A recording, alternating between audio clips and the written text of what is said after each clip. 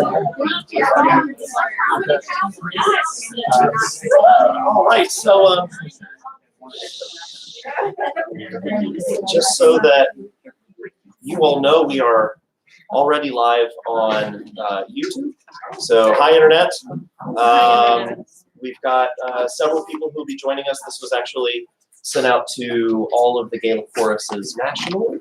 And so we'll see what kind of an audience we get. Now, if you're watching us online, I apologize. I did not realize that the webcam was going to be backwards. I will have that fixed for next week. But just so you know, if you look in the description below, you'll find a link to the presentation that you can go to. So you can follow along on the presentation so you don't have to try to read backwards. Sorry about that. But let's start with some singing. This is one we should know.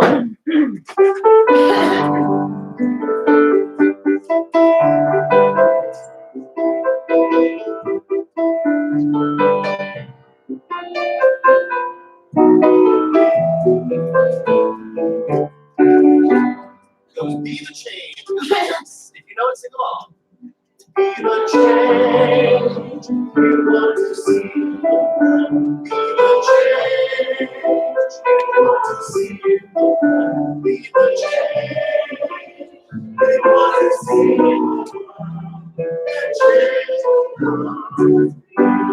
Take a verse. Be the Lord.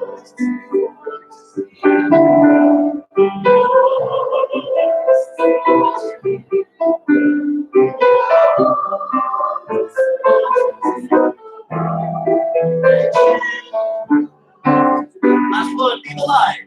Be the light we want to see. Be the Lord we want to see. Be the Lord we want to see.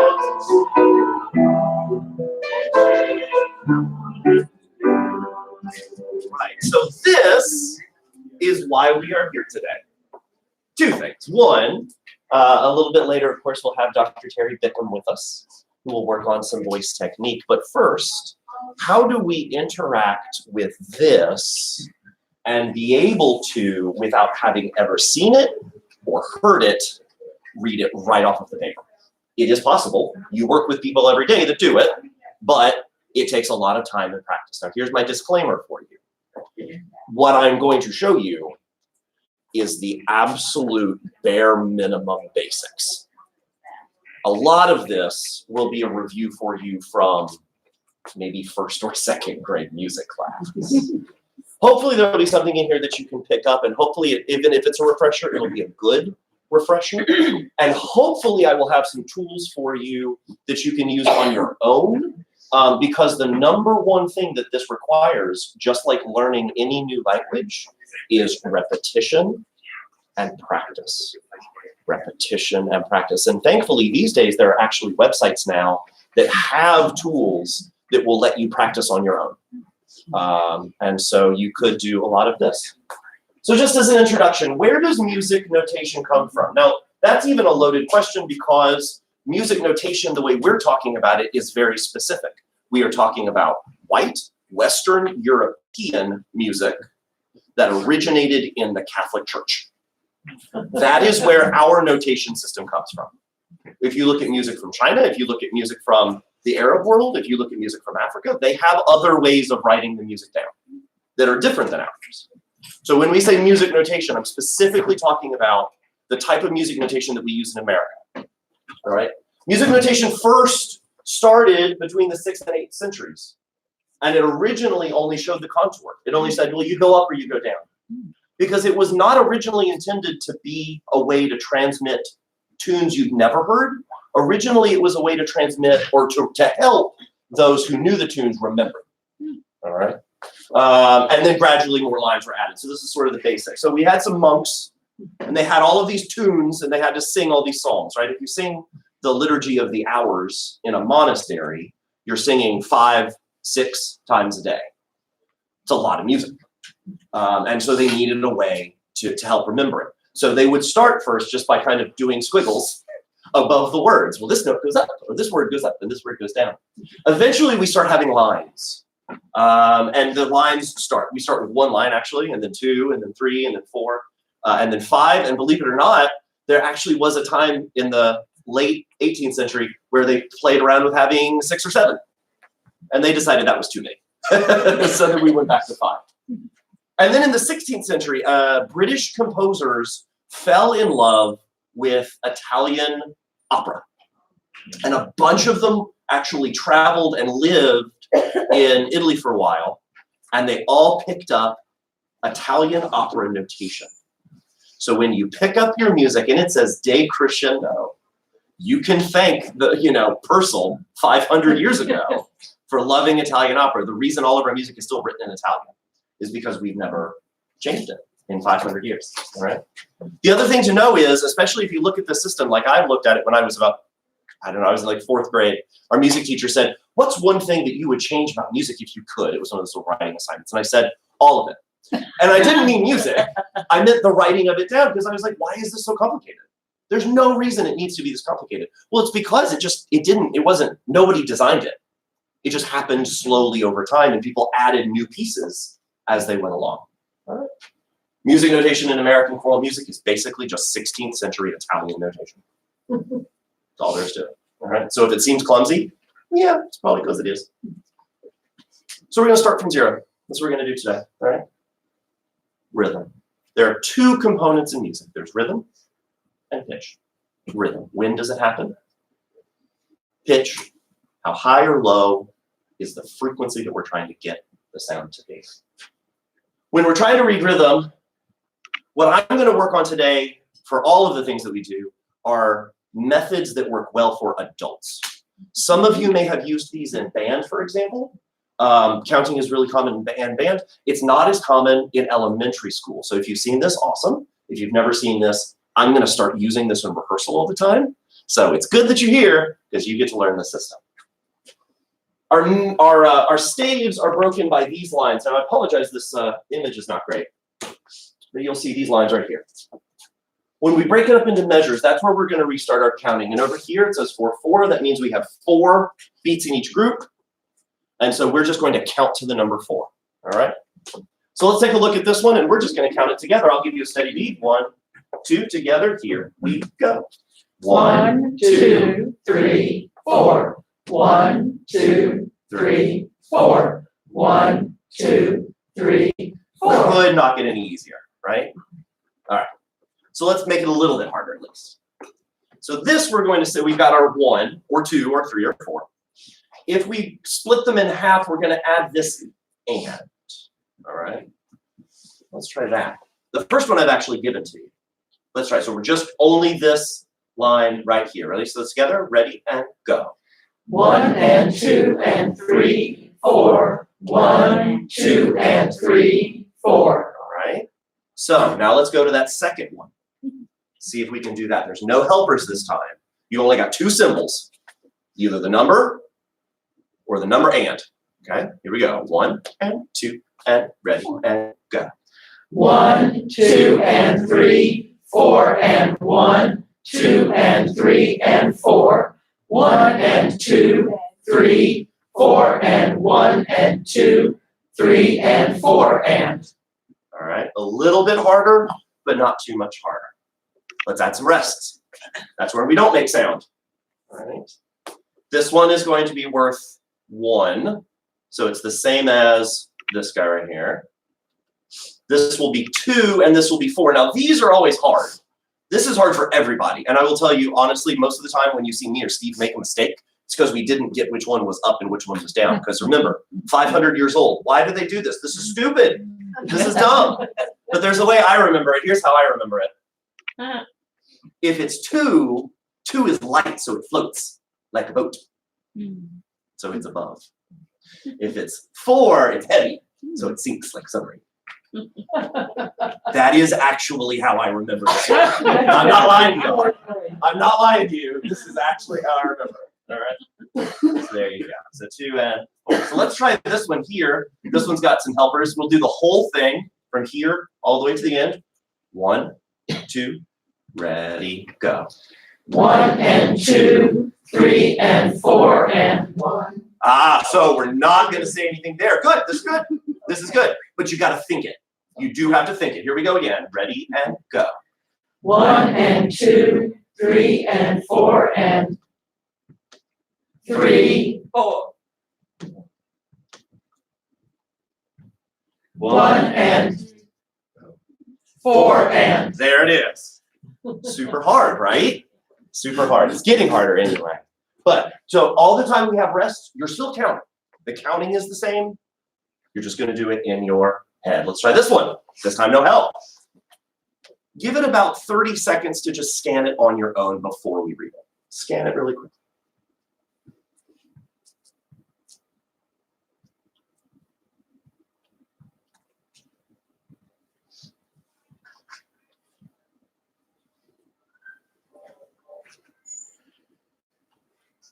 Does it seem familiar? Yes. Yeah, okay. I wonder who does, right? 2 and here we go. 1 and 2, 3 and 4 and 3, 1 and 4 and. It's the same thing as that one, right? Just without the helpers. That's fine. All right, let's try this one. 30 seconds to scan it.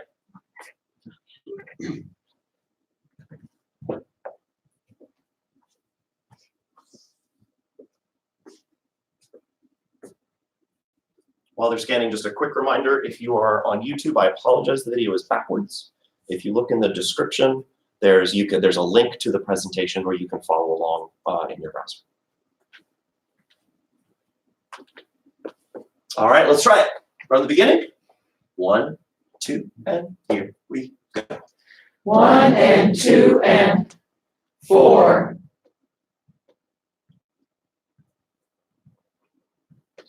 3, 4 and 2 and 3, 4 and 1 and 1, 2, 4, 1 and 2 and 4. All right, so that is like the basics. Now, the tool that I wanted to show you is this one. It's called Rhythm Randomizer. Unfortunately, it's been having some problems, but oh, no kidding. All right, oh, there it goes. So what this will do is it will actually generate brand new patterns for you to practice. So let's just do a few of these. Let's try this one. Ready and go. 1 and 3 and 1 and 3, 4 and. Another one. Ready and go. 1, 2, 3 and 4 and 1, 2 and 3, 4 One and. more. Ready and go. 1. Whoa! Let's try it again. Let's try it again. Ready and go. 2, 3 and 4, 1 and 3 and 4. So that is rhythmrandomizer.com. Now, if that gets really boring for you, you come down here to the note options. We've got a whole bunch of different subdivisions you can do. The internet is an amazing resource for you. If you're like, oh, what do I say for these? You've never seen them before. There are websites that can show it to you, all right? These are one and up. Right. Let's try it with, let's see what I can do here. Oh, I wanted to try it with different. All right, so if we change the time signature, and all of a sudden this is a 3 instead of 4, it's very simple. Instead of counting to 4, we count to 3. Let's count to 3. Ready and go. 1, 2 and 1 and 2 and 3. All there is to it. Okay. All right. So that is my basic like crash course primer on rhythm symbols. There's a ton of them that we can learn, and you will see in your music, or of course, if we wind up doing something like the Quiet No More Again, things I've never seen before. The tricky thing about rhythms is that they are ratios. They are not values. So that's where I really get annoyed when people are like, oh, a quarter note equals 1 beat. No, it doesn't. And in a lot of our music, because we do music that's really complicated, it's frequently not. They are simply ratios of each other. Sometimes this is 1 beat, sometimes this is 1 beat, sometimes this is 1 beat. Sometimes I've done old music where this is 1 beat. So, right, same thing with the rests. They're all equivalent. This is the most common mistake that I see. This equals 2 of these. It does not equal 4. It simply equals 2 halves. Now, in most of our music, it equals 4. Most of the time we do stuff, it equals 4. But it doesn't always. The time signature is how you figure it out. We've already talked about this. And it's this one here that tells us how many, and the one on bottom tells us what kind. Top is how many, bottom is what kind. So here, it's telling us 4 for what? Well, in this case, 4 here means quarter. If you put a 1 over the bottom number, that will tell you what. So if it was an 8, 1 over 8, that would be 8 notes. If it was a 2 on the bottom, 1 over 2, half notes. All right. So that is like bang up crash course into rhythm. We will do more of that, but I only have 50 minutes. So let's do a little more. Oh, I'm sorry, I skipped ahead. This is from a real piece of music. So let's do something from a real piece of music. Just the rhythm. Ready and go. 1 and 2 and 3 and 4. 1 and 2 and 3 and 4. All right. So just because all of a sudden you have words and all kinds of other crazy symbols going on, the actual rhythm itself stays exactly the same, right? You just kind of have to, what you have to do, the hardest part, what I work on with kids a lot, is you have to ignore the stuff that doesn't matter to what you're doing. It's like we've got these slurs, and we've got this, and we've got, they flip the stems upside down. None of it matters. None of that matters when you're thinking about the rhythm. Okay? Let's split ourselves in half. Let's go this side, read the rhythm for the top staff. This side, read the rhythm for the bottom staff. All right, here we go. 1, 2, 3, and go. 1 and 2 and 3 and 4. 1 and 2 and 3, 4. 1, 2, 3, 4. There's no good way to do it. That's the way I learned it. So if you've got a long note, I just like run them together. That's what I do. If you have a different way, anyway, it's fine. All right, let's flip it. Top, bottom. Ready and go. 1 and 2 and 3 and 4. 1 and 2 and 3, 4. 1, 2, 3, 4. Yep, that's it.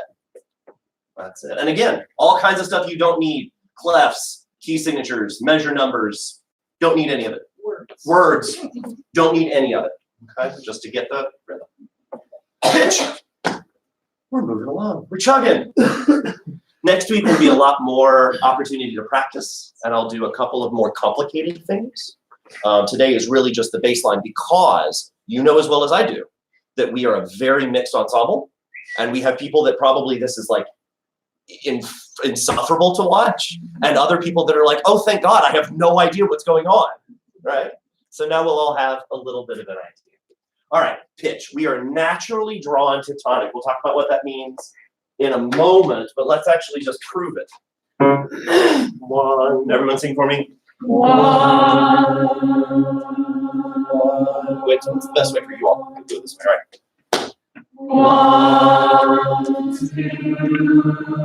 1, 2, 3, 2, 1, 2, 3, 4, 1, 4. Almost. Where'd you go? Where'd you wind up? 5. Let's go into 1. 1, 2, 3, 4, 5. 1, 5, 4, 3, 2, 1. So you already have all of this ingrained in you. It's because you've been listening to the radio for however long you've been alive. This is what all the radio is based on. It is in you already. All we have to do is find out how to take what's in you already and get you to see it on the paper. All right? So how does this work? I'll show you how to figure out where 1 is in a moment. For right now, I'll just tell you, that first one right there is 1. When it moves up to the next line, it becomes 2. And then it moves to the next one, 3. Let's just sing this. Actually, look, I'm skipping ahead. Let's read the rhythm first. 1 and 2, ready and go. 1, 2, 3, 4. 1, 2, 3, 4. 1, 2, 3, 4. 1,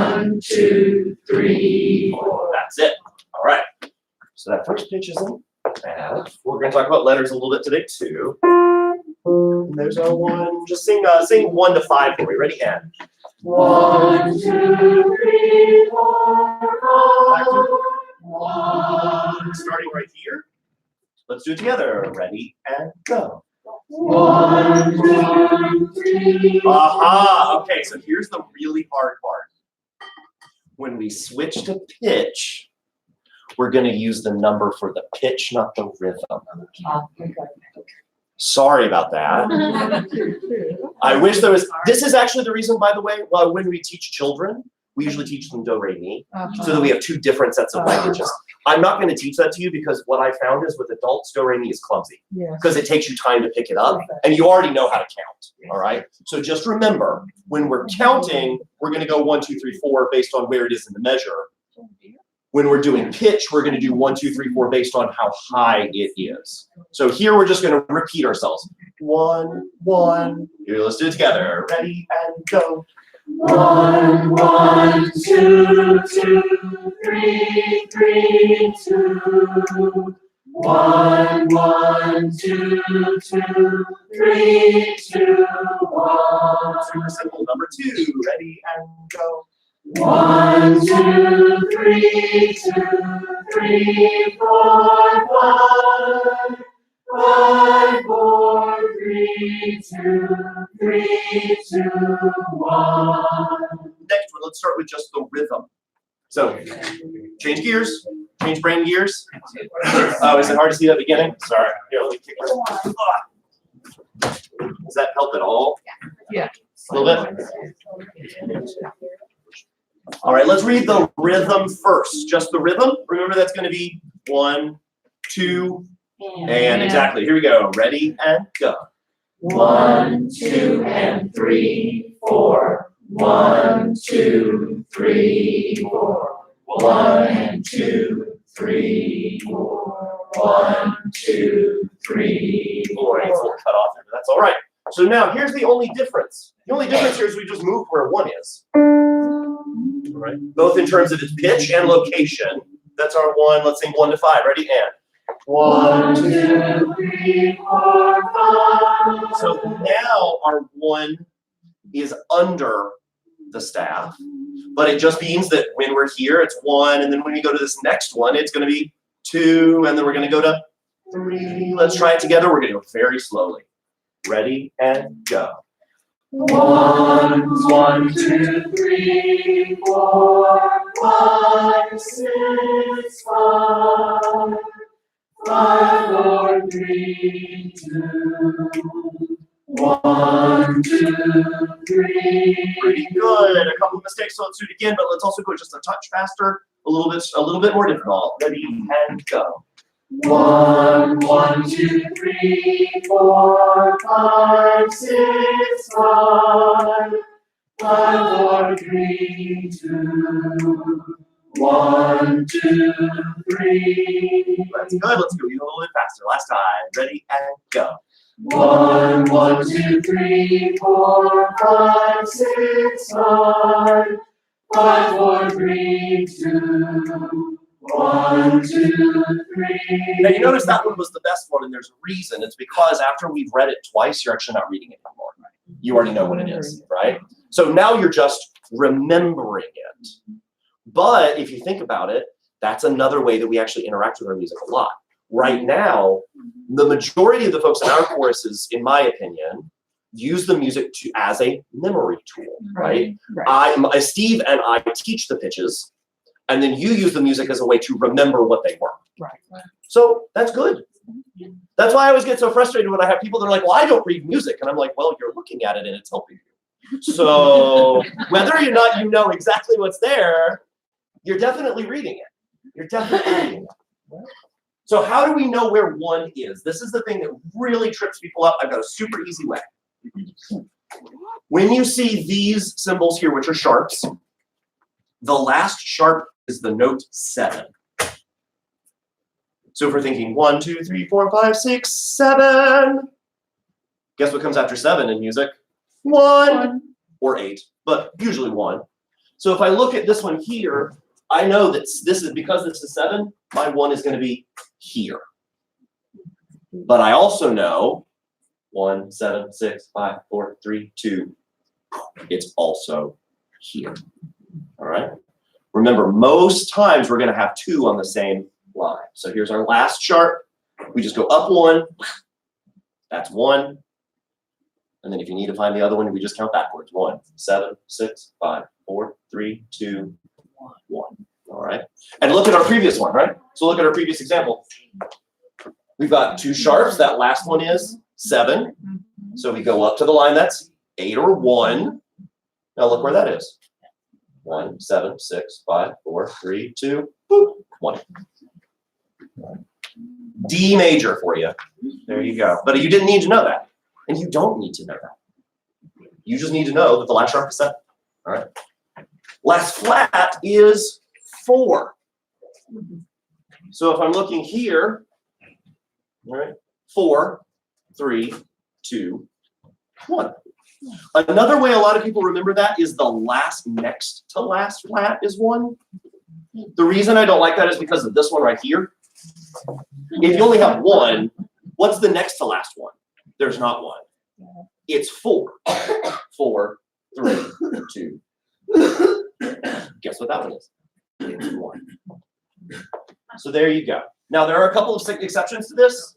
Oh, sorry, let me do, okay, so some for the bass clef. It's not all just treble clef, right? Basses and baritones. The same rule applies. So here, my last sharp is 7. So 1 will be here. E, exactly right. Here, the last flat is 4. So 4, 3, 2, 1. Well, let's go up this time. 4, 5, 6, 7, 1. E flat. Exactly right. And the reason we name it flat is because there's already a flat here. All right. But again, in order to read effectively, you actually don't need to know that. You just need to know where 1 is. That's all you need to know. Okay. But what if it doesn't have any? If it doesn't have any, then it's C. And there are many C's that we deal with. Here are the most common ones: C, C, and C. That one's just one you have to memorize. All right. So if it doesn't have any, 1 is here, or 1 might be here. Basses are like, oh no. Altos are like, oh, thank God, fine. And sopranos are like, well, I guess I have to work a little harder. All right. So just a quick word about the letters. I'm not going to teach you the letters for 2 reasons. 1, because it's just straight memorization. There's no art to it. It's just straight memorization. All right. Now that being said, a couple of easy mnemonics. Again, this will probably be a reminder from elementary school. There are a million of these. Elvis's guitar broke down Friday. Elephant's got big dirty feet. Exterminate giant bugs before dad flips. What was one? Oh, I had a great drawing from a 4th grader that was like every, what was it? Even goats battle during Friday. And there were like these 2 goats that were like going at it. It was very exciting. So there you go. There's a bunch of these. So for treble clef, E, G, B, D, E, face. I'm not a huge fan of this. I'll be honest, because what this suggests is, oh, how do our letters go? E, G, B. No, our letters actually don't go like that. Our letters go E, F, G, A, B, C. This is just a quick way to remember them. All right, just a quick way to remember them. If you are interested in practicing this, musictheory.net has an exercise. This is, again, just like everything else, it's a practice thing. If you do, we used to call them flashcards. If I call them flashcards, does that make sense? Yeah. They're just online flashcards now. Right. If you do 10 flashcards a day, you will be a master of this in 30 days.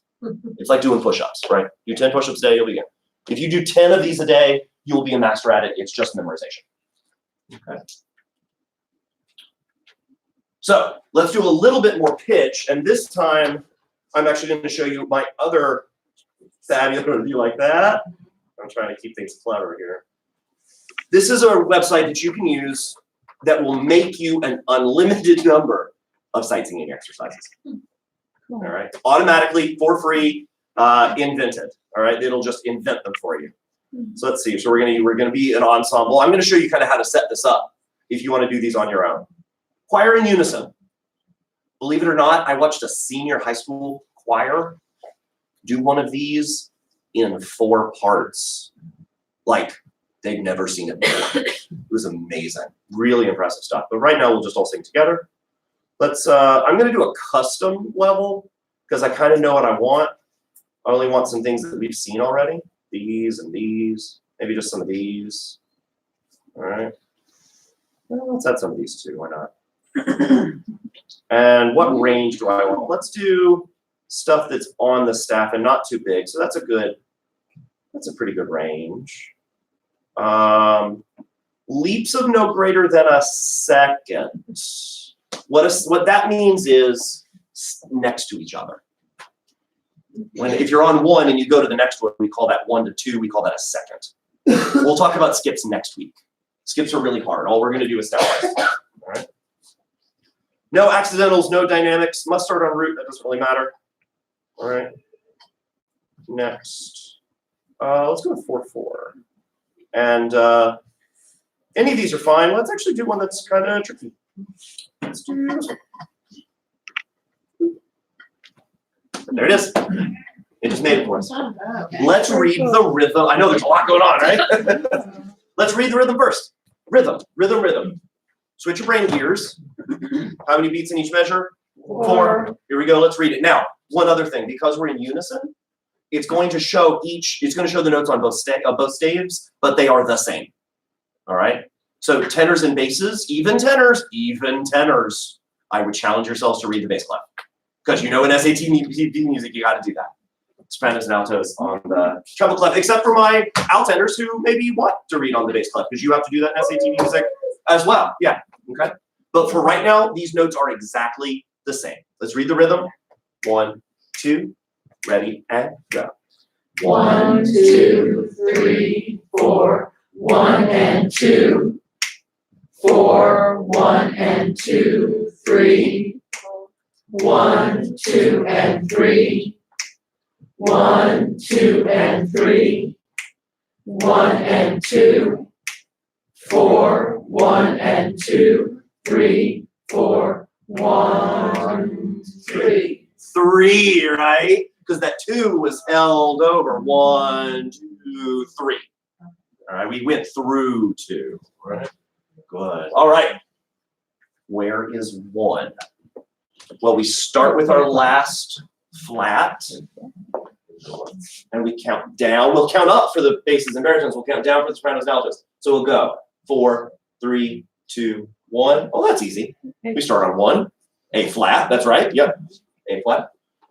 For here, we'll go up because it's a little easier. 4, 5, 6, 7, and back to 1 again. Okay.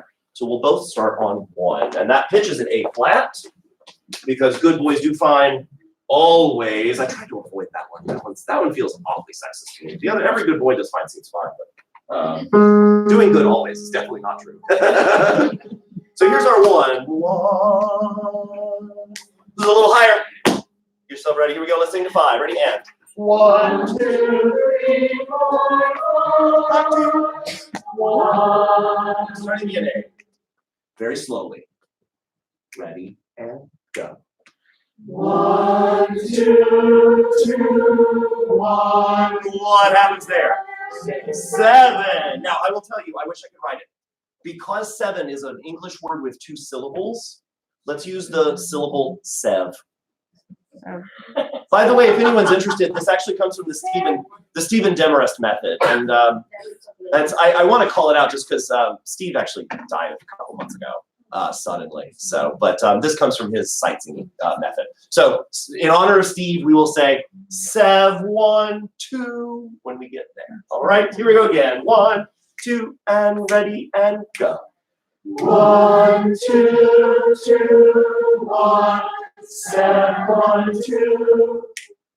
1, 1, 2, 3, 2. 3, 2, 1, 2. 2, 1, 7, 6. 6, 7, 1.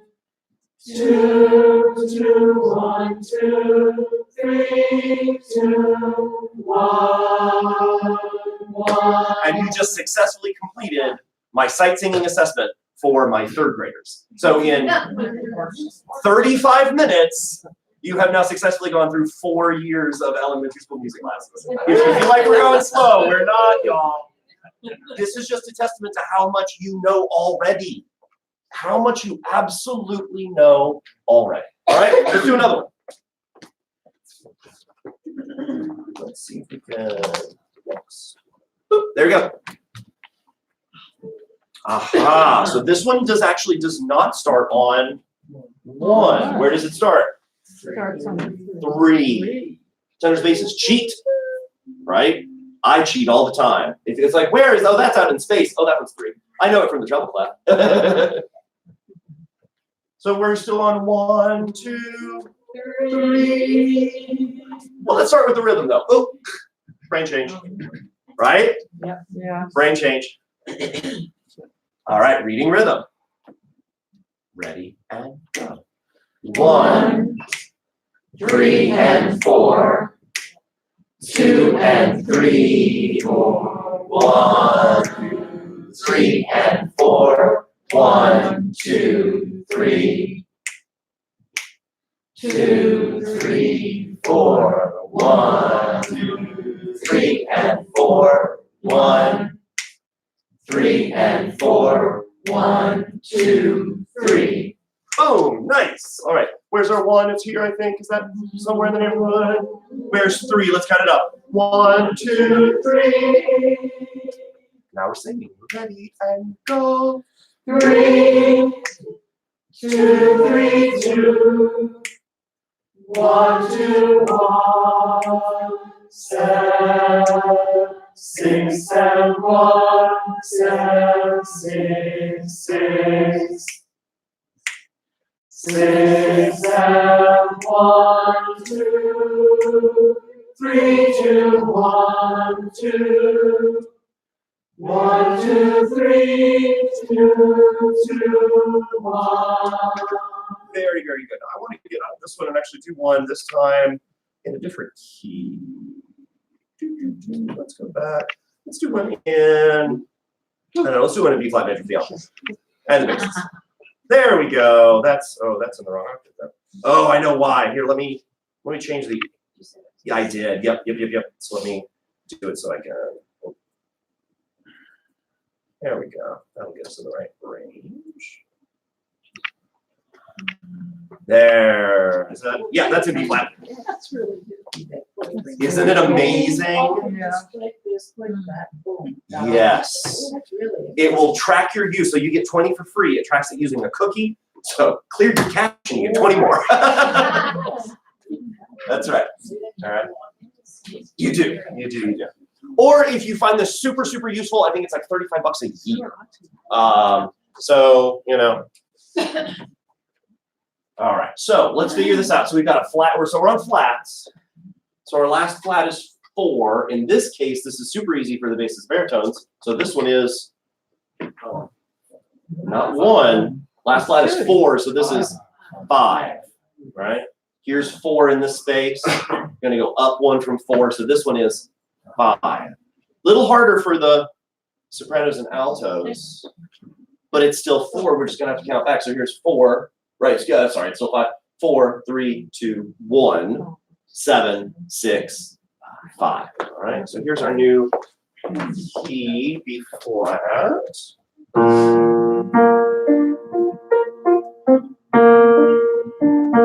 There's our 1. Let's count up from there. 1, 2, 3, 4, 5. Back to 1. Back to 5. That's where we're going to start. All right. Reading together. 5. Ready and go. 5, 4, 3, 4, 5, 6, 5. 5, 4, 3, 4, 5, 5, 6, 5, 5, 4, 3, 2, 2, 3, 3, 4, 3, 2, 2, 3, 3. All right, just because I wanted to do a couple other things, but I do want to do one hard one.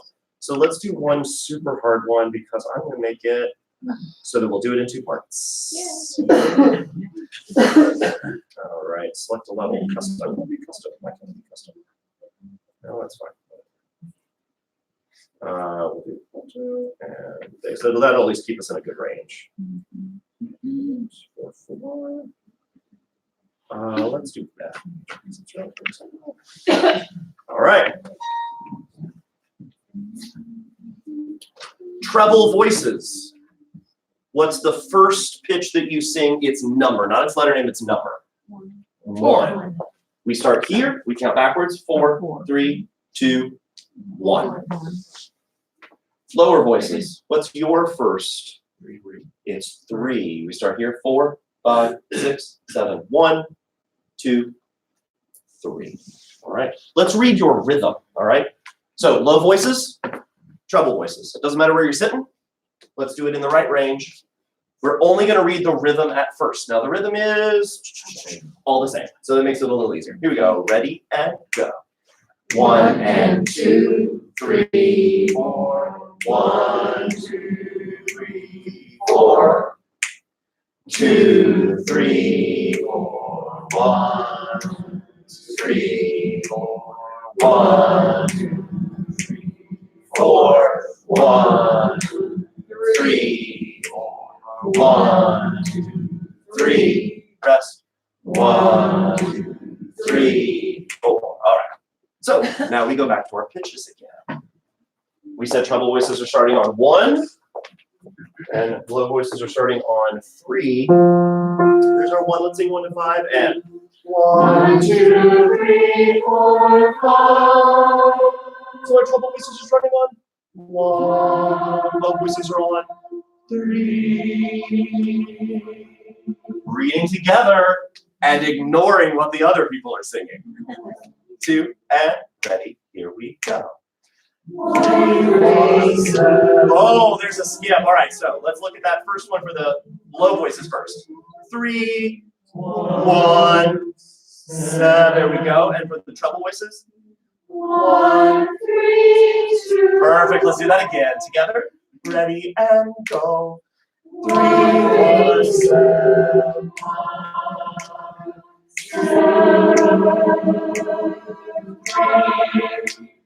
2, 3,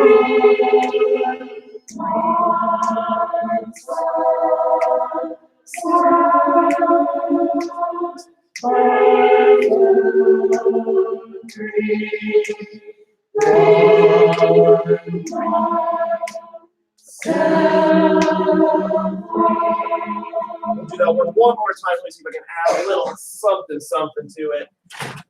Pressure fingers haven't done this in years. There we go. We can try. Sorry about the thing, but I think it's high enough. Yeah, we go. Ooh, we're a little flat. That's okay. We're sitting down. I'll take it. Here's your. No, I will not be playing your notes. I will be making up something else entirely. I'm just giving you more to contend with. Here we go. 2 and ready and go. 3, 2,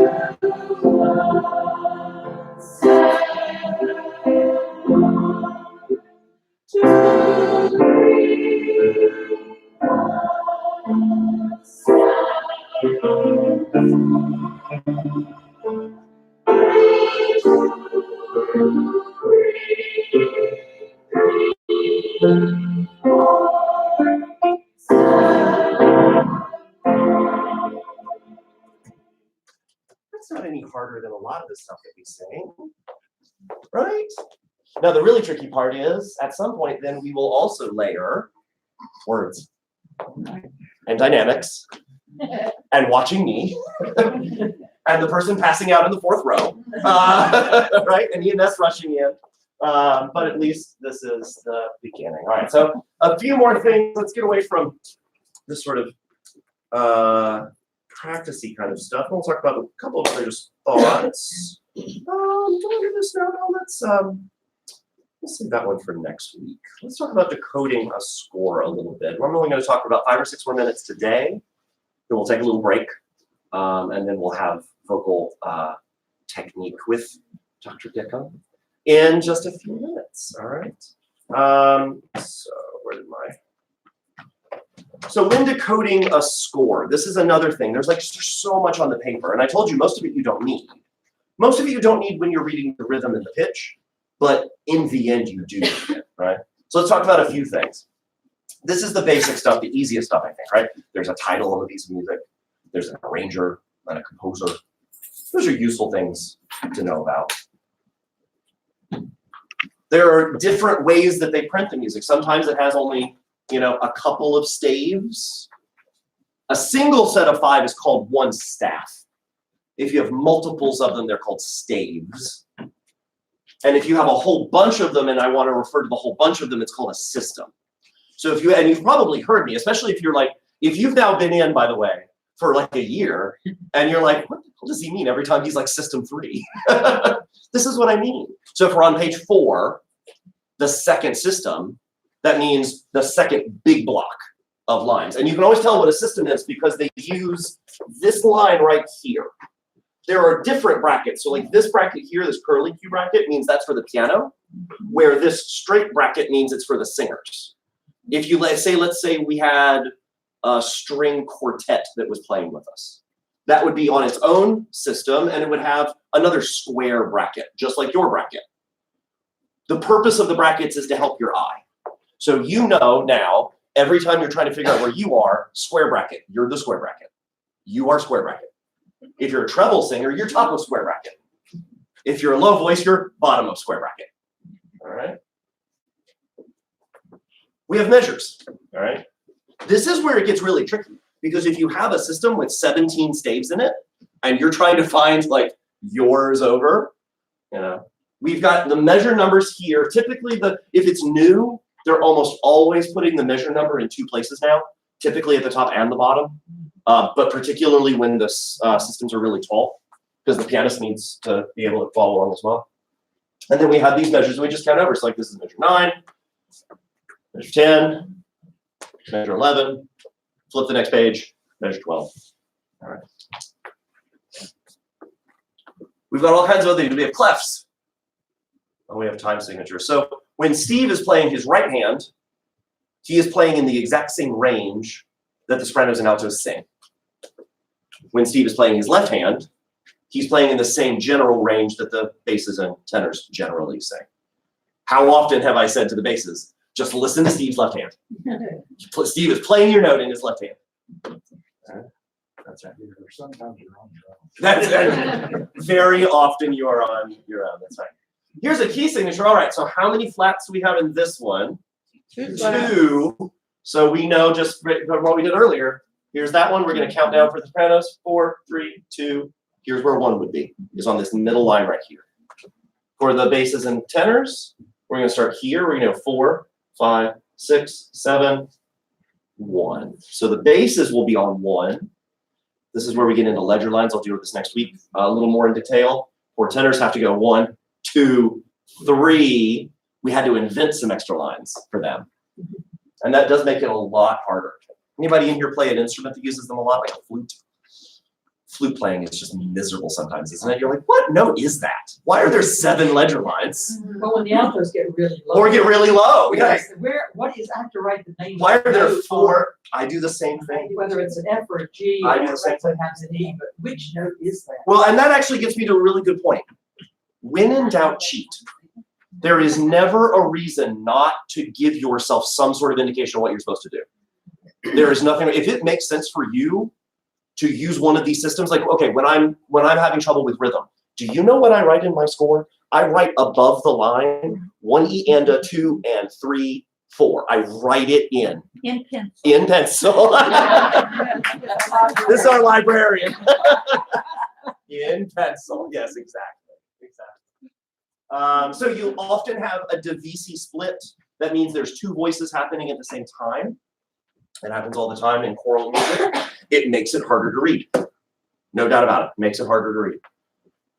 We have these time signature things. We talked about these. Here's a good example of what I was talking about earlier. So in this case, we have 12 in each measure. So we would go 1, 2, 3, 4, 5, 6, 7, 8, 9, 10, 11, 12. We would count like that. Maybe. And our basic unit is smaller now. Our 1 is actually an 8th note. Maybe we'll get into some of those more complicated rhythms next week, since you all did such a bang-up job, really fantastic job with the easy stuff. We'll get into harder stuff next time. Okay. Highlight your part.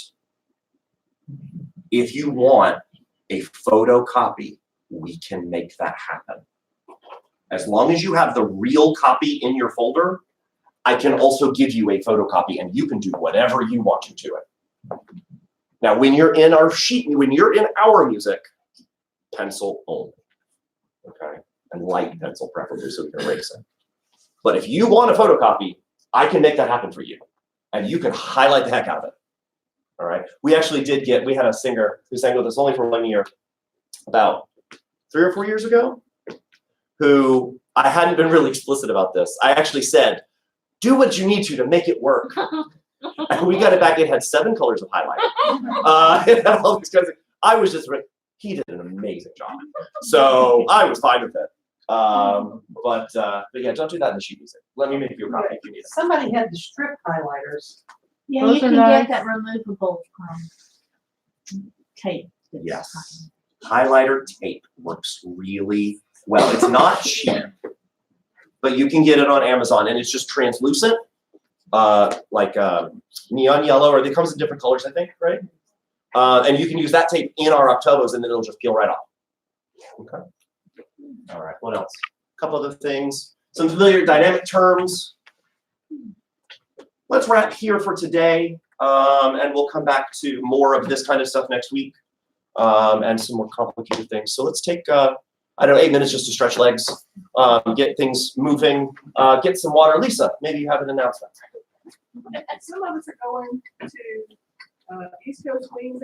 So just scroll down a little bit and you will see links to the Google Slides presentation. So this is Dr. Teri Bickham, who just got to us this year from Towson University, where you finished your DMA in vocal performance. Oh yeah, I did my DMA in Maryland. At I was Maryland, teaching that's at right. Towson. Yeah, yeah. And was my voice teacher last semester and was able to do things in the most gentle way I've ever experienced and the most productive. Like this is the best voice teacher I've ever had. So, Yours.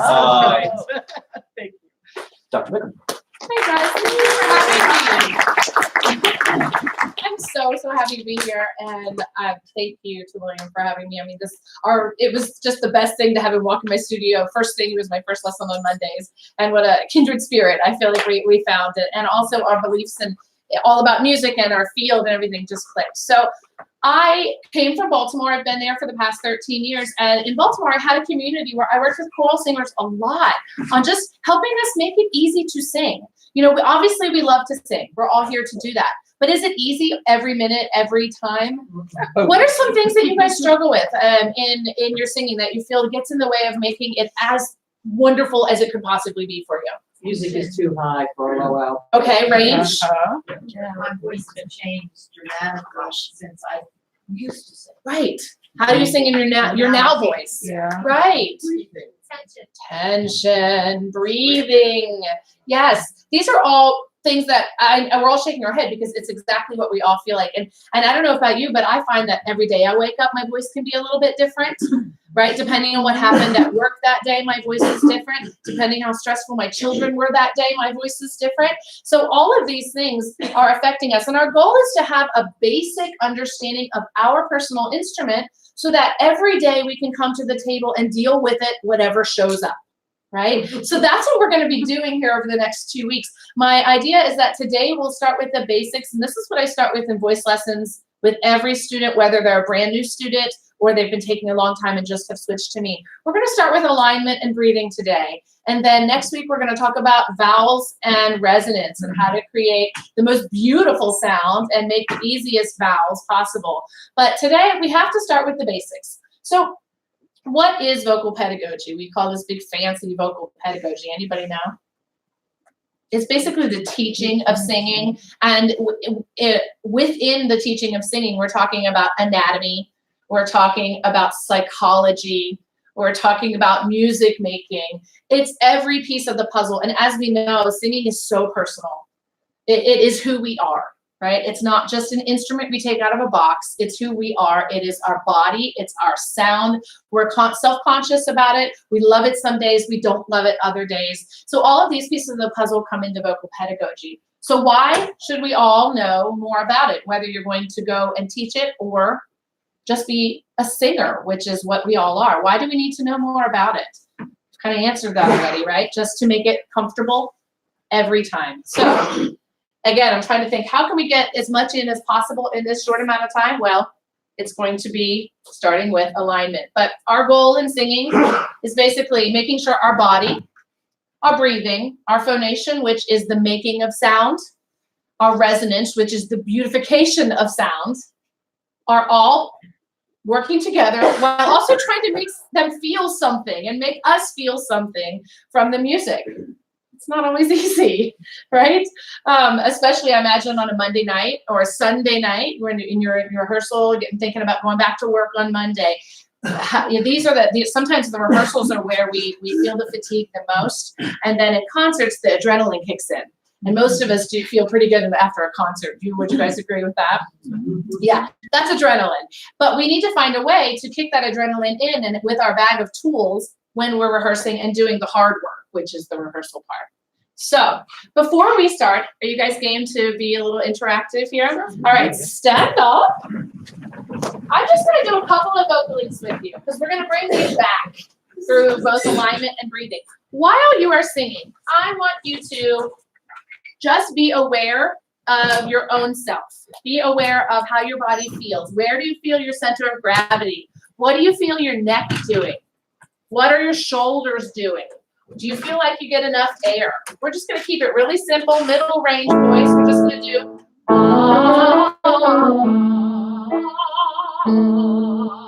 nice breath.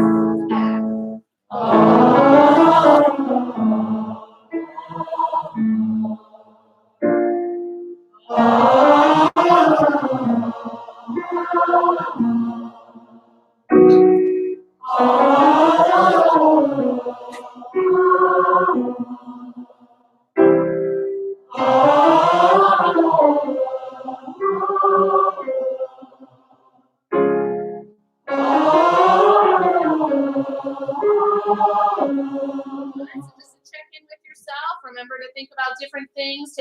Maybe take a tour through your body from your hair all the way down to your toes with each exercise. And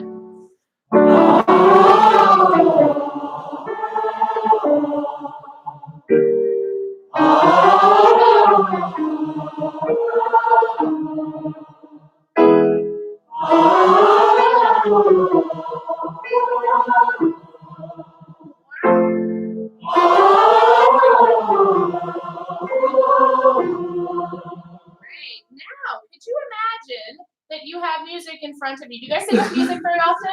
Yes. Yeah? Okay, so hold up your folder, your fake folders here in front of you right now. And now the exercise is going to be pa-e, and it goes pa-e, pa-e, pa-e. It's do, so, mi, do. Pa-e, pa-e, pa-e. Now when you hold your folders, because now I want you to be aware of your body as you might be in a concert or a rehearsal. Okay? So everyone, nice breath, and pa-e, pa-e, pa-e. Pa-e, pa-e, pa-e. Good, breathe. Pa-e, pa-e, pa-e. Good, breathe. Pa-e, pa-e, pa-e. Pa-e, pa-e, pa-e. Pa-e, pa-e, pa-e. Pa-e, pa-e, pa-e. Last one. Pa-e, pa-e, pa-e. Nice range and sound, everybody. Great. So talk to me. Was there a difference when you put your hands up last week as if in folder mode? What did you notice? Oh, I just started getting stiff across my shoulders and my arms, and then I became more focused on that than the singing. Right, of course. Anything else? Any other notices? I actually felt more comfortable. I didn't know what to do with my arms when I didn't When you know. don't have the book in Yeah. front of you, that both are completely valid things. So not sure what to do with your hands is a whole another story, isn't it? Good. What else did you guys notice? Go ahead. What we said, hockey, I've been holding it up, I felt it more here. That's good. That's the point of that exercise. So very nice. Excellent. How about breathing? Where did you all feel that within that longer exercise, which was the first one, was there any struggle in making it through the phrases for some of you? Yeah, a little bit. What about do any of you feel tension in your, like you might be locking your knees when we have you stand up? Yeah. And how about in your neck? Do you ever feel like you need to use your neck to help yourself get to the pitches? Of course, right. But do we? This is the question we need to figure out for ourselves. So, oh, you turned it on. So, whoops, everything begins with alignment. You can have a seat again. We're going to stand up and try some things out here in a second. But I did these two exercises because we're going to evaluate for ourselves what we can do to make life easier to sing, and then we're going to try them again and see what it feels like to sing in good alignment. But I bring up all the different things. Which one are you? I tend to be in this one, actually. But these are just generalizations, but we all have some form of these. So the one I see the most commonly, I would say, is this, actually. The neck forward, right? It's this. It's the reading. It's the laptop. It's the way we live our lives. What do you think you see more often? Oh, definitely that one. Yeah. Call it text neck. Yeah, text neck. Is it? And the rest of the body is in overall pretty good alignment, but the neck goes completely out. Well, where is the instrument for the voice? That would be in the neck. Exactly right. So we have to think about ourselves like an instrument. And I think as singers don't give ourselves enough credit. I don't think we think of ourselves like an instrument enough, because we know that if I take a clarinet and it comes out in 5 pieces, if I put the clarinet together correctly, generally I'm going to be able to make a sound. I put the reed on correctly. I can see how the instrument should be put together, right? But if I take one piece of the clarinet and I turn it backwards, it's not going to play correctly. Well, that's what happens for us. We take one piece of this instrument, everything can be perfectly aligned, and then I do that.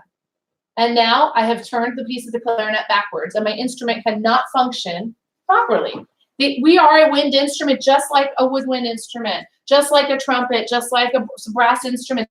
We are a wind instrument, and so we have to create the right pathway for that air to flow.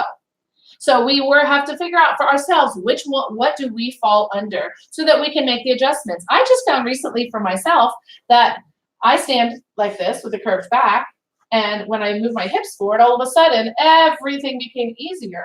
Well, I do this for a living, and I just realized that. So also it changes with who we are, and our body changes, right? Our body's changing constantly. Weight gain, weight loss. We have a medical, something that changes the way we're holding ourselves. All of these things affect our body, which then ultimately affect our singing. Okay, so we now are going to explore for ourselves what we each do. So we had to kind of do this already. Were you surprised by some of the feelings you felt when you actually stopped to think about what your body was doing? Was anyone surprised?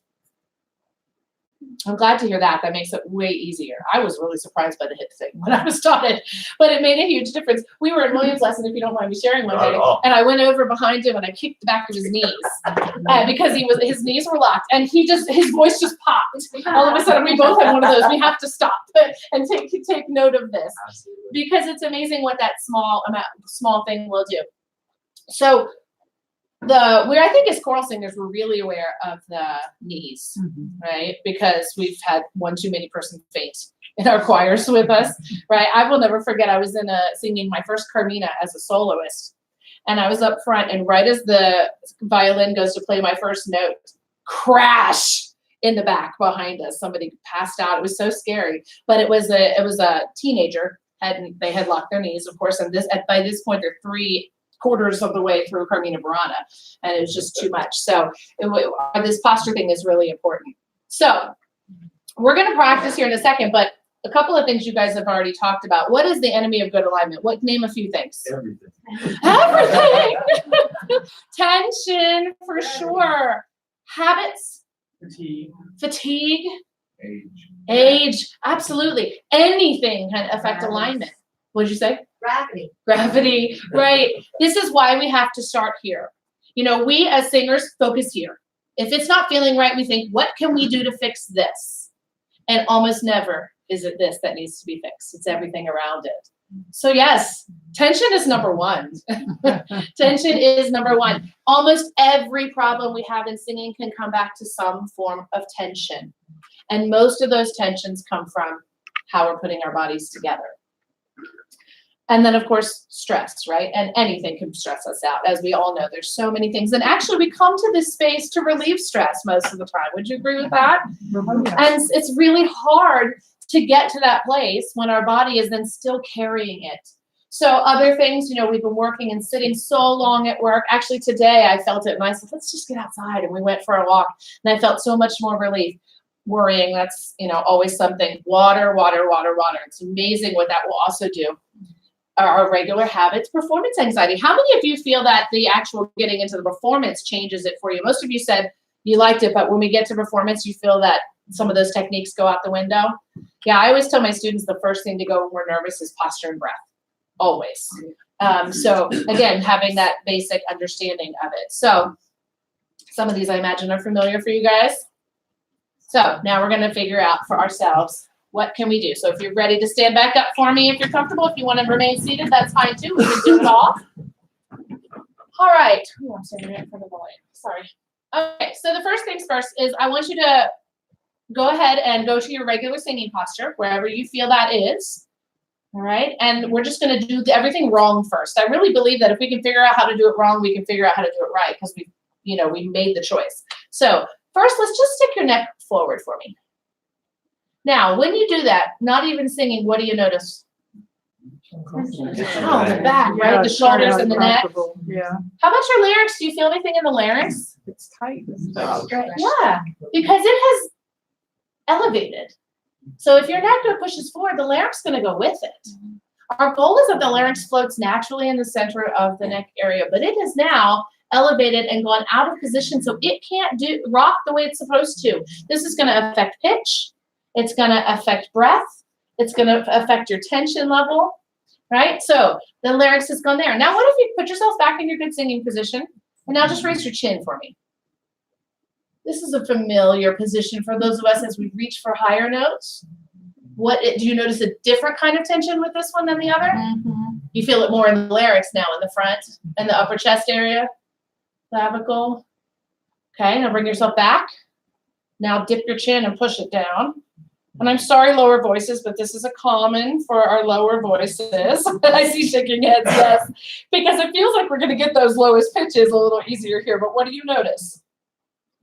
Closes it off. Yeah, it closes it off. It does exactly the opposite of what we're trying to do, is it closes it off. So these are actually psychological things that we have to, the concept of raising for raising and lowering for lowering. That's getting, but I think when we don't sing, we have to realize, okay, what is it actually doing to us? All right, let's try another one. Let's try our locked knees. So everyone get your singing position as best you can, and then lock your knees up.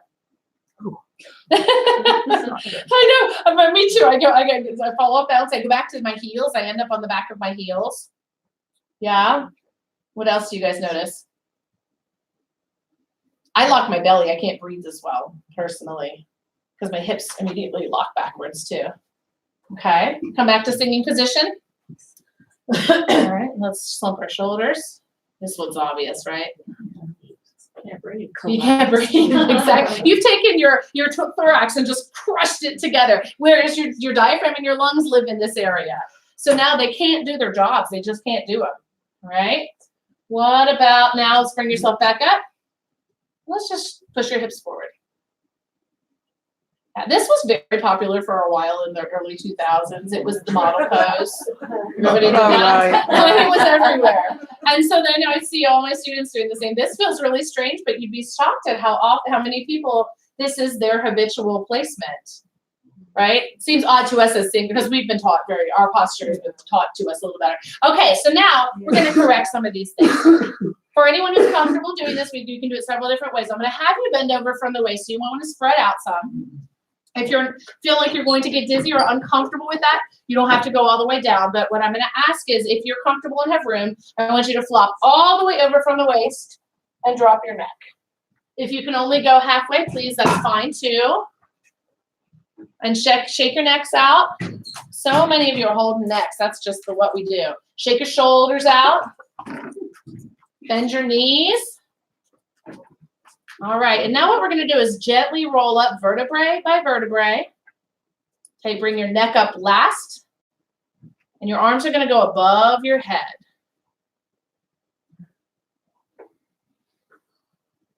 Okay, keeping those knees bent. Yep, stretch as far to the ceiling as you can. What I want you to do is bring your hands really right to your arms to your shoulders, and I want your ears to try to stay right next to your arms like that. You see how my ears and my arms are kind of in line? All right. When you feel like you're lined up pretty well and your knees are staying loose, then you can bring your hands down. And I want your hands to land at the seam of your clothing, your slacks, your pants, your jeans, so that your middle finger is almost touching the seam there. I'll just take a breath. This is more often than not going to be your singing posture and your everyday posture.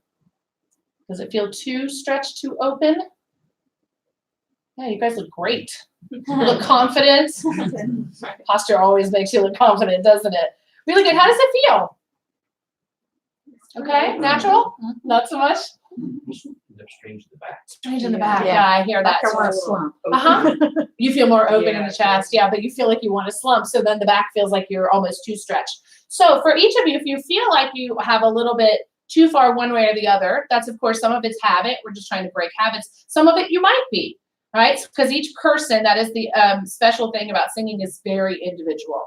So each of you then what I would do is roll your shoulders. If you're one of the ones who feels your back especially feels uncomfortable, let's roll your shoulders until you find, and then test out a couple of spots. See if you can land them in a spot that does feel comfortable. All right, good. And the last thing I would talk about is let's look at our feet. If your feet are on the same plane, meaning they're exactly across from each other, and let's say I have them too close together, what's that going to do to my posture? Off balance. Yes, I'm a little bit tippy here. So then I go ahead and separate them. Most books that everybody will say a shoulder's width apart. My shoulders are pretty broad, so that is here for me. That doesn't work for me. So take that with a grain of salt. That's a great guide, but work it with your own body, okay? Then I suggest you try one foot slightly in front of the other. Just slight, gentle. Yeah, well, if you're on a riser, it's harder. You're absolutely right about that. So that's also that slight would be good there. But why the 1 foot slightly in front of the other is all of a sudden it has given you better balance. Your feet and your weight is balanced in the balls of your feet now instead of onto the heels. And you also, it's much less likely you'll lock your knees in this position. Okay, how does this feel? All right, stay in this position. Let's sing some of those exercises again. And I would love to hear if you guys feel a difference. Can you breathe differently? Let's do the high E one first. So we'll do high, high, high, and breathe. High, high, high. And your breath. High, high, high. Nice, stop. High, high, high. High, high, high.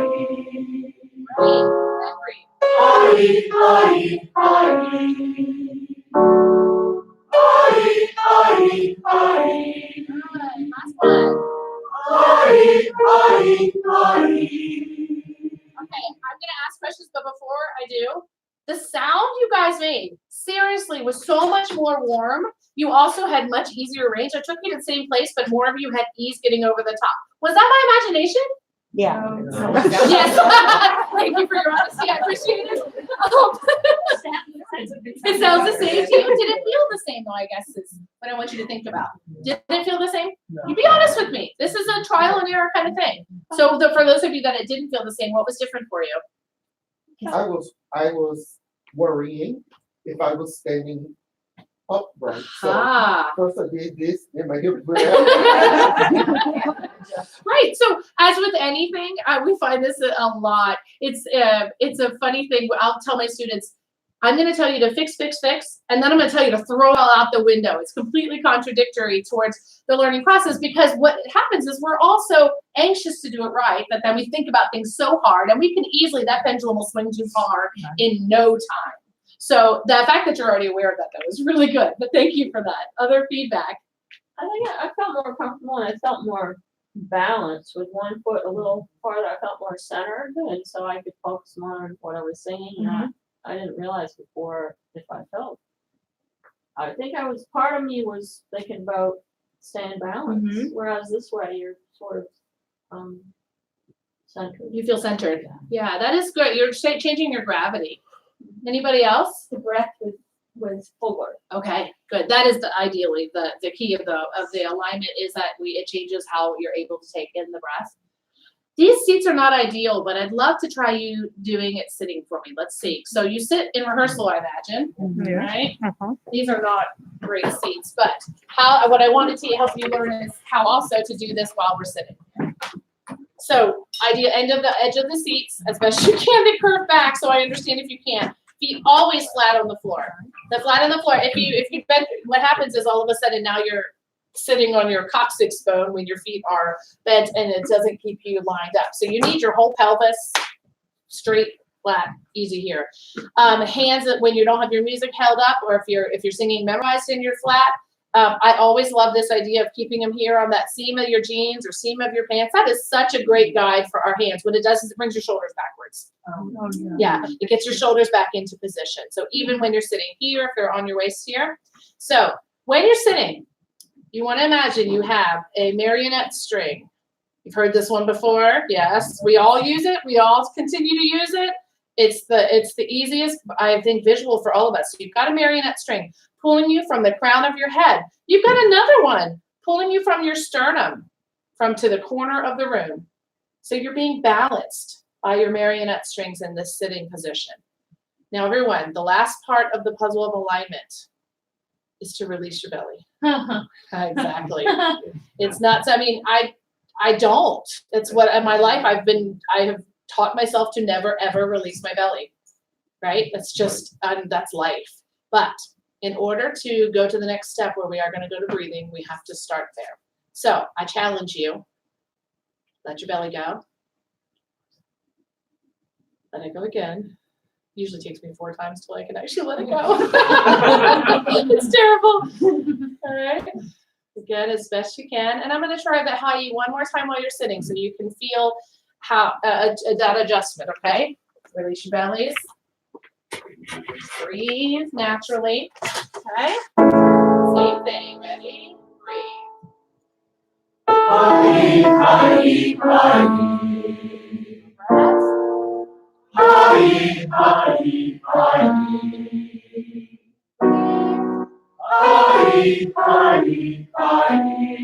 Good. And check in with everyone. Relax your shoulders.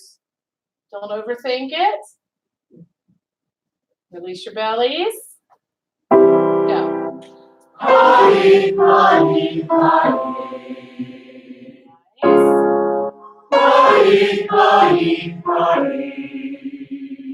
Couple more.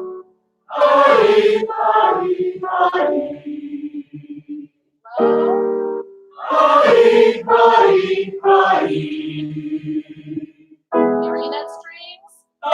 Great. So I saw a couple of posture changes that you probably hadn't even realized had happened, right? And I said marionette string, and all of a sudden the room went whoop. Straight to that.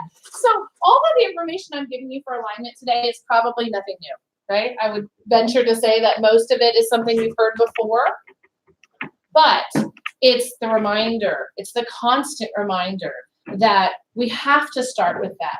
When you're feeling something here, I promise you it's not at the larynx level. Probably. Could be pathology, something could have happened. That's a different thing. Most of the time, if it's fatigue while you're singing, it's because of somehow this instrument is being skewed, right? So the alignment is always where I recommend you start. You're thinking about, gosh, I got really tired tonight. Okay, I stressed at work. That probably answered that question. But because of that, you know what? maybe it's my neck. I spend a lot of time in lessons fiddling, moving people's neck around so that they can't hold it still when they're singing, because we tend to control our singing a lot with the back of your neck. Is that familiar to some of you? Yeah, that's very, very common. So exercises you can do while you're in here in rehearsal. Bobblehead, gentle bobblehead. Hi, hi, hi. You guys want to try it? Just try that for me since I got so many nods. You can stay seated. But let's everyone just bobblehead. See if you can keep your head moving while you're singing. Hi, hi, hi. Hi, hi, hi. Hi, hi, hi. Hi, hi, hi. Well, did anyone find it hard to not stop? I noticed a few of you want to sit when you breathe in, it stops. Yeah. That's a lot. That's pretty common too. And so as we talk about inhalation, we'll get into that a little bit. Did anyone have any comments or feedback? You look like you. Well, actually, when I was paying attention to my head, Uh-huh. I wasn't paying attention to my gut.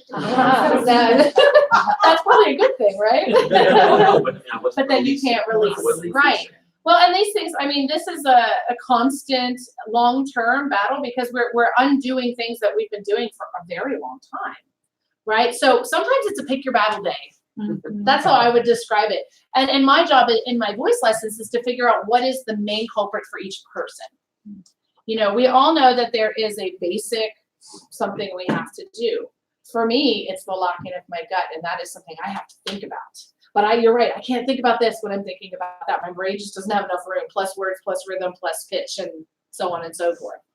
So it's a pick your battle. Feel which one. Once you figure out for you, and use guides. Use people who stand next to you. Say, you know, I feel like I'm getting really tight. If you notice me do something, can you just knock me in the leg? If you're comfortable with that. If you're not comfortable with that, then certainly speak to your director and see if they can help you figure out what the it is for you. Because it really is, it's so individual.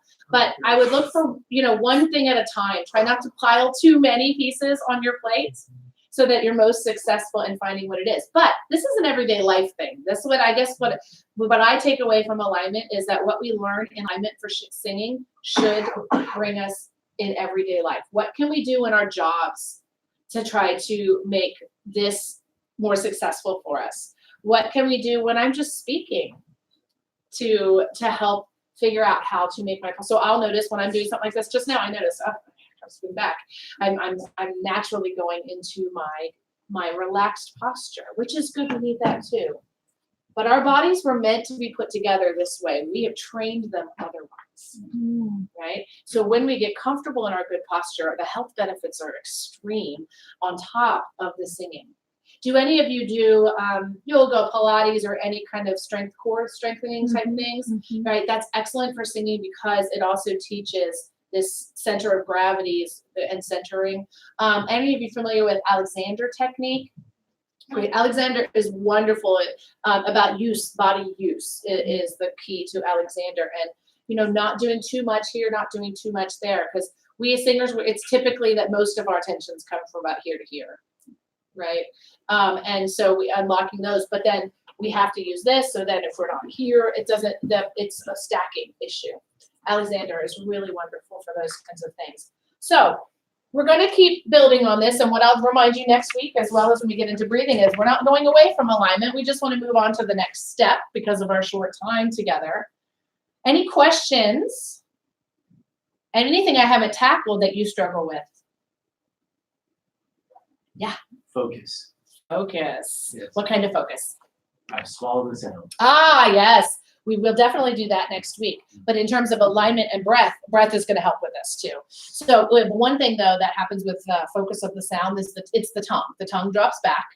And when the tongue drops back, you're swallowing. That's what causes you to swallow the sound. So when the neck isn't put in the right position, or you breathe into, or we get too high in the breath, all of that's going to pull the tongue backward.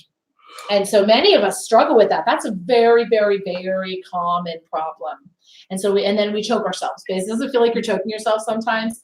It has to, when my tongue gets tight, I just feel like I can't get the sound out. It's just stuck back there. So it has a lot to do with where we're going next, but also next week we're going to work on vowels and that'll help too. So now we move on to breathing. Now, we're not going to go into crazy depth, but what I wanted you to know is having a look at what it actually looks like.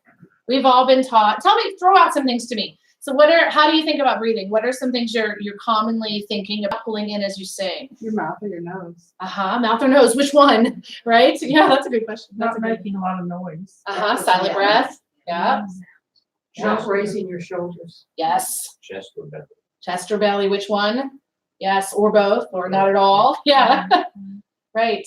What's the main muscle of breathing? The diaphragm. Yeah. The diaphragm is shaped like a upside down bowl, and it curves right inside your lower rib cage, underneath the lungs. It is attached to the lungs. The diaphragm is the main muscle of inhalation. And then there are other muscles that go along with the diaphragm for inhalation called the external intercostal muscles. And these muscles are located between your rib cage, between each rib, I'm sorry. And what the external ones do is when the diaphragm drops, because what it does is actually, when you take your breath in, the muscle flattens and pushes out. What we see on the expansion is not the diaphragm, it's all the stuff, right? And then what the diaphragm does by dropping is it opens the expands the lungs downward to get more air in, and the rib cage swings open, allowing the lungs to expand as well. So you're getting this one-stop shop of getting all the air in. When you open the cavity to breathe in, it's going to fill, right? Then as we exhale, the ab muscles become engaged here, okay? And the goal in singing, unlike real life, is that we try to hold on to our breath as long as possible to get to the end of the phrase, right? So it's very athletic. So the ab muscles then cradle the diaphragm and kind of slow its release. And that's where this belly engagement that we all often talk about. Do any of you feel like you get really tight when you're trying to exhale air or trying to think about breathing? Yeah, a lot of people say they get tight in the belly, or if they felt like they breathe high, they get tight here and all of that locks up, right? So sort of understanding the just plain old anatomy of breathing is the first step, just so you know what's going on in there. Okay, so just to recap, as we inhale, air comes in through usually the mouth. There's several thoughts on that. We're gonna work on the mouth breathing today, just so you know. So it comes in through the mouth, the lungs fill, the rib cage expands, the diaphragm lowers. As we exhale, the ab muscles cradle the diaphragm and slow its release while the ribs try to stay open to let the lungs stay filled as long as possible. That's the process. All right, so everyone, just for me, because now we're all thinking about breathing, just take a breath and release it. No hyperventilating. That's what ends up happening when we start thinking about it. Okay, again, inhale. Exhale. Good. All right. So as singers, we're really conscious of this stuff, I think. And I agree with the inhaling, how the noise of the inhale. So my first thing when I start talking about breath with everyone is to try to figure out breath support versus breath control, right? So we always think is if I get a bigger breath, I'm going to sound better, right? Or I'm going to get through the end of the phrase, right? Not necessarily. Not necessarily, because you might not be using it efficiently. And then if you just took a big breath, you're stacking your breath and you're stuck with this big old bubble of air. Has that ever happened to you guys? So often. And then the next breath you take stacks on top of that. And the next breath you take stacks on top of that. By the time you're finished, you feel like your larynx is in your nose, right? It's a familiar feeling. So there's a difference between breath support and breath control, all right? Support is pulmonary. Support has to do with the diaphragm and the ab muscles and the air coming into the lungs and the ab muscles, especially in the exhaling, controlling the release. Breath control has to do with the larynx and how we allow air to come through the larynx. And I challenge you guys to think about breath differently than maybe you have before.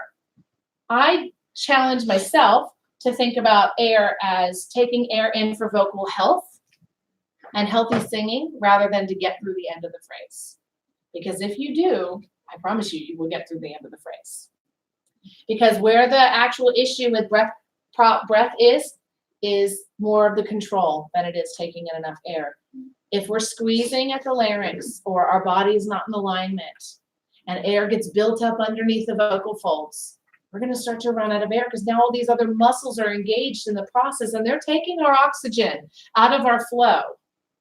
So your new thought, if you can handle it, it's tricky to get our minds around it, is not to think about, okay, I need enough air to get to the end of the phrase. Nope, you need enough air to sing healthy. And let's see what happens to your air to get to the end of the phrase, okay? Just trust me, try it, okay? So, I really believe that the inhaling is the key to breath support and control. I think we spend a lot of time thinking about the exhale. Would you agree with that? But the inhale doesn't set us up for success sometimes. And if it's not, it doesn't get you open, then we will struggle with the exhale. So let's all try. Can you sit back on the edges of your seats like we were in our good posture? All right, and we're all going to breathe through our mouths this time. And let's start with an ah vowel, just a nice simple ah vowel, whatever that is for each of you. And first, I want you to breathe in a high, noisy fashion, shall we? So wrong, basically, okay? Inhale through nice and high and noisy. And release that. Oh, that was so lovely, guys. Good. All right, what do you notice when you breathe high and noisy? You don't get much air. You don't get as much air, tension in the throat, right? Dry. I get very dry. It hurts. Right. Why do we hear noise? Restriction. Yes. From what? Friction with the glottis. Yes, the glottis. The vocal folds have come together partially. And if the vocal folds come together, you hear noise, right? If they don't come together, nothing. But if the vocal folds come partially together, you're going to get noise. Now, that's obviously not ideal for the sound we're about to make when we want a nice, beautiful, healthy sound. So the first key there is that relaxed beginning of a yawn. So imagine you're just starting a yawn. Shouldn't be too hard this evening, right? I love it. We all are going to yawn because we're going to make ourselves yawn, right? Just the beginning of it, though. When we get too far, it gets too stretched out. So just that inspiration. You feel how smooth that is? I do get cold air hitting the back of my throat, but it's not that dry cold air. It's just a sense of opening, and it feels like it goes both directions to me. All right, take that again. Just nice yawn as the beginning of the yawn breath. And what I notice as I watch you guys, everybody's bodies are very relaxed. There's no action involved. It does what it's supposed to do without you forcing that. Can you, am I reading that correctly? Yeah, let's do it again. That's the beginning of a yawn. And then release. Good. So that's a great, for me, the guide to did I get a good inhalation is, did I feel that cold air hit the back of my throat? And did I feel my body expand naturally? Or did I have to force something to happen? Okay. What happens if, now try for me, stick your necks forward like we talked about in our alignment, and now try to breathe like that. There's noise now, right? Good, all right, let's try slumping your shoulders. Now try to breathe like that.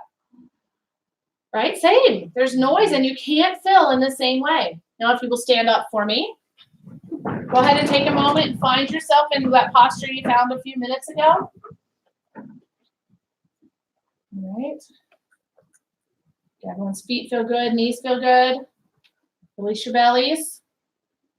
Okay, now breathe through that beginning of a yawn. Good. What do you notice? You do a couple of them. Belly actually did release. Good. Yay. Good. Now lock your bellies into their normal lock position. And now try to breathe.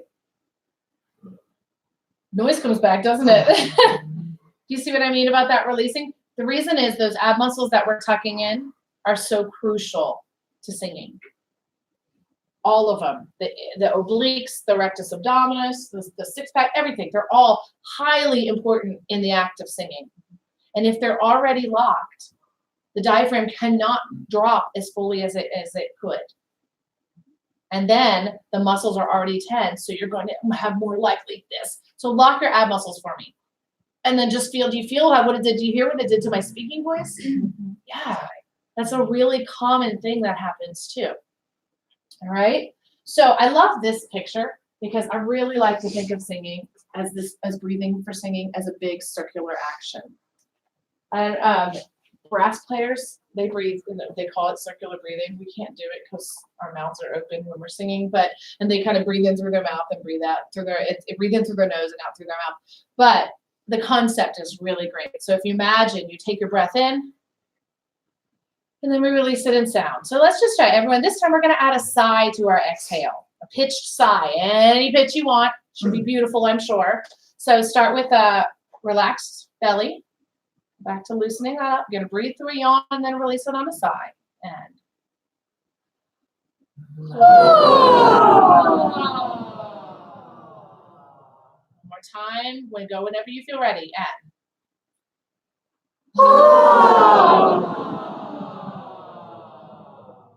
what sighing is like this close to singing. The only difference is it's not exact pitch and rhythm. So the concept of making the sound is the same, just like speaking.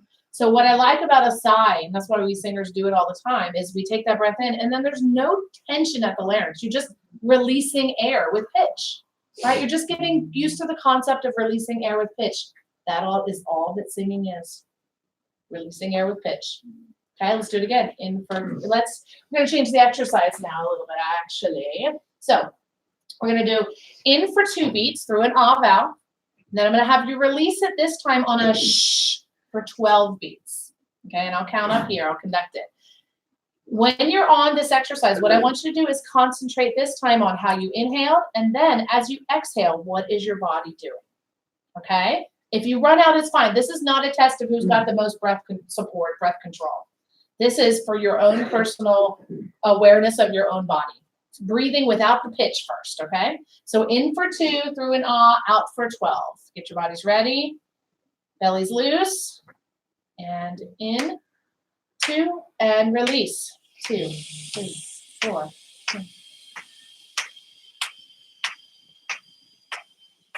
Let it go.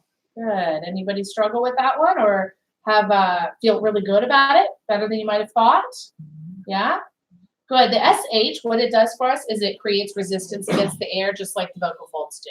So if we just release it on we'd be out pretty fast. So the SH just kind of mimics the singing just a little bit more. Let's try out for 16 this time. In for 2, out for 16. Set yourselves up.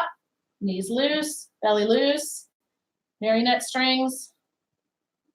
Yawn breath, and in, 2, and release. 2, 3, 4. 2, 3, 4. 1, 2, 3, 4. 1, 2, 3, 4. Release. Good. Anyone getting tense on your exhale? You guys look really good. A little bit? Yeah. There is going to be some tension. I'd be lying if I'd say they're right. There's some tension. There's gentle tension in this. It's athletic. There's an action here. You're going to feel something. So, but the goal is, do you feel yourself collapsing in? Does anyone feel this happening as you start to run out? I don't. Most of you are good. I don't see it. You guys are doing a great job. Does anyone feel the belly tightening? Yeah, that one definitely. We're going to do out for 16 again. And this time, we're all going to start with our hands up in a sort of a balletic move. And as you start to run out of air, what I want you to do is open your arms to try to keep your body as open as you can, okay? So you're fighting against the instinct to collapse. Okay, ready? In for 2 through the yawn, and 1, 2, and release. 2, 3, 4.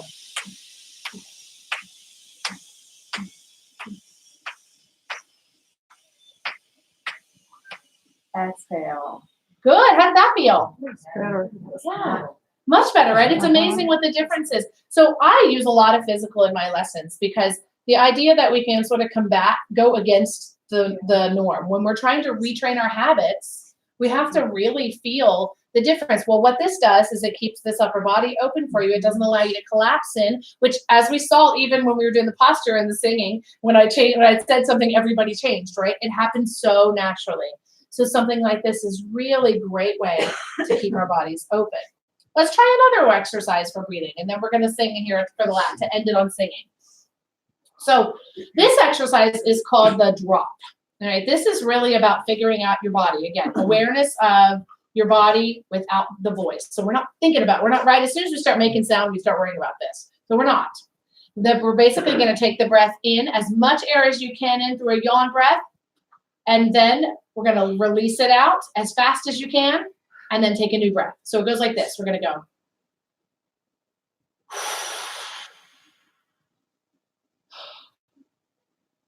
Okay, so you're just trying to learn how does your body respond to air coming in and out of it, okay? Yeah. Do you want that sound? I do on the exhale, yeah. Yeah, you can, don't worry, at the exhale, you can make noise, get it out, get all of it out, and you're all gonna go at different times, so I'm not gonna time this. I'm gonna let you get started on the inhale and then let your air out and inhale on your own time, okay? Ready? Inhale as much air as you can. When you're ready, let it out. When you're out, breathe in. Good. All right, let it out. Okay, we're gonna do it again. This time, when you bring that air back in at the end, silent, yawn breath, back to the same. Does your body fill in the shoulders? Does it just feel low? Again, we're changing some habits. Ready? In through the yawn, and release whenever you're ready, whenever you've got enough air. And inhale whenever you're empty. Nice, really good, everyone. Does that change how much air you took in when you did it silently? Anyone notice that? So here's a little secret. You're never, ever out of air, right? I mean, we know that. You're never out of air. There's always a reserve.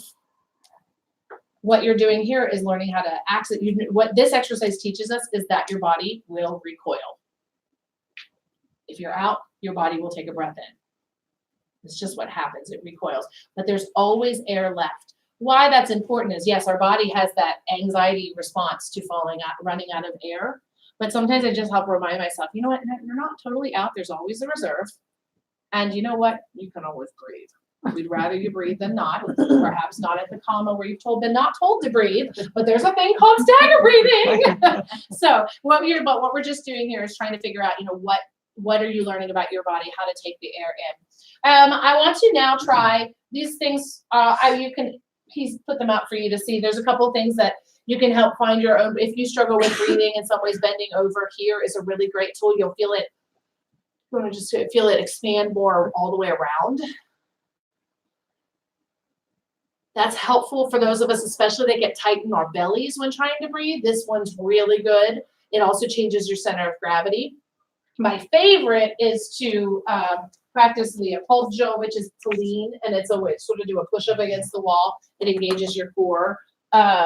These are all exercises you could do, and then there's another panting exercise that I could teach you in another time, but we're almost out of time. So I would love to sort of recap by going back to the exercises we started with and see if we can apply some new things. Try some things. Don't be afraid to try a couple of things. You might not find the right one the first time for you, right? When we're reevaluating our own bodies, sometimes we go through several stages of that. Pretty typical. So we're going to go back to not hi, how are you first, but we're going to go back to the ah. The exercise was this.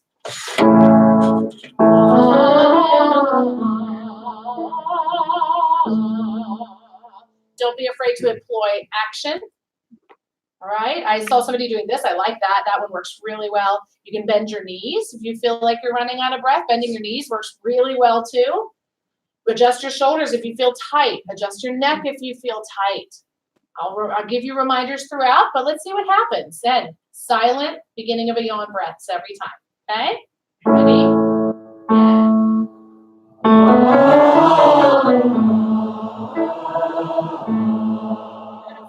Breathe, silent yawn. So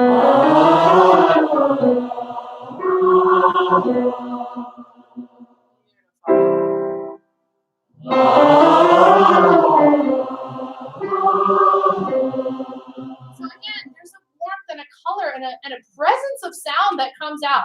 There's a confidence in you guys when you sort of understand your body. I'm going to make it longer now so that we can see we can run out a little bit, okay? So let's do.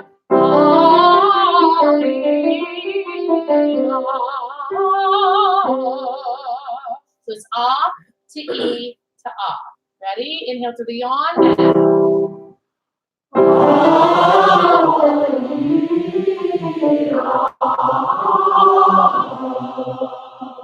Release.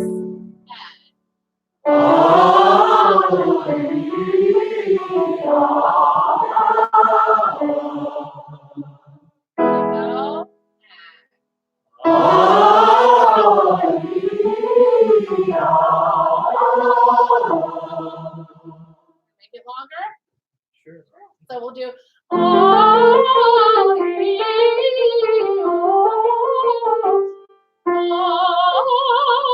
didn't take a good enough breath. Let's try it. Ready? Ah to E to O and then ah again. Ready? And.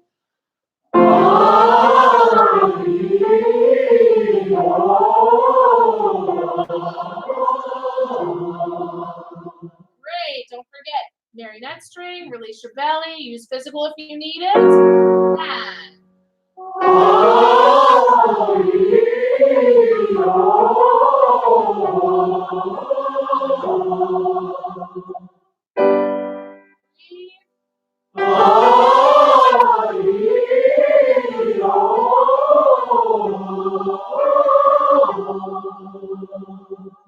Inhale through the yawn.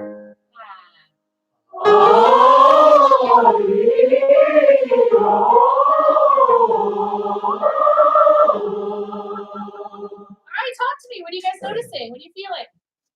As it gets higher, I run out of breath sooner. Yeah, that's pretty common. Yeah. You feeling it? How about try this for me? A bunch of you feeling that way? Not unusual. Because the higher pitches take a little faster spinning air. That's the next step in breath, is to understand it's not necessarily about volume of air, but velocity. And we do that all with the stuff we're doing, but that's sort of down the road. But let's try something. This time, what I want you to do is we're going to do.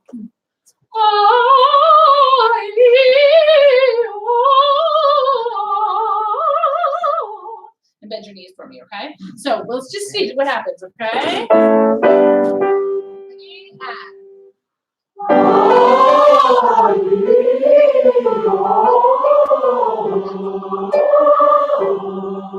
Excellent. Inhale through yawn.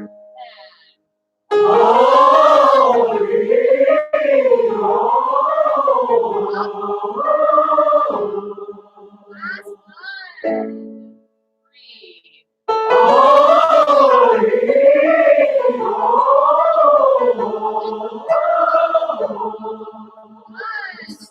Some of you with that struggle. It's my knees that won't do I get that. That's fair. I get that. No problem. Yeah. So what range do you think we were in? Too high. Yeah, I get that. Yeah, we were up at E and F. Yeah. Really? E and F. Really? Yes. That's out of my range. No, I don't think it was it? I was sitting there, but it's out of my range. Yeah, well, that's what my point in bringing that up is not because I'm trying to make anyone sing high. It's because to show you when you put all these things together, all of a sudden it works. Right? You guys, we're out of time for today, I think, but I thank you so much for being game to trial. So much. All right, so I'll talk to two people at once. Hi, Internet, if you're still out there. So we'll be back here next week. Same place. We'll put up a new link and we'll send that out. So if your artistic director sent you an email, or if you found us on Facebook, we'll put up a new link for the new YouTube Live for next week. We'll be in this room, 6:30 to 8:30 next Sunday. Does anybody have anything, last thoughts before we go? Ladies, put your name tags in the box. Name tags in the box. Thank you all so. I hope you all got something. And we'll see you next week. All right.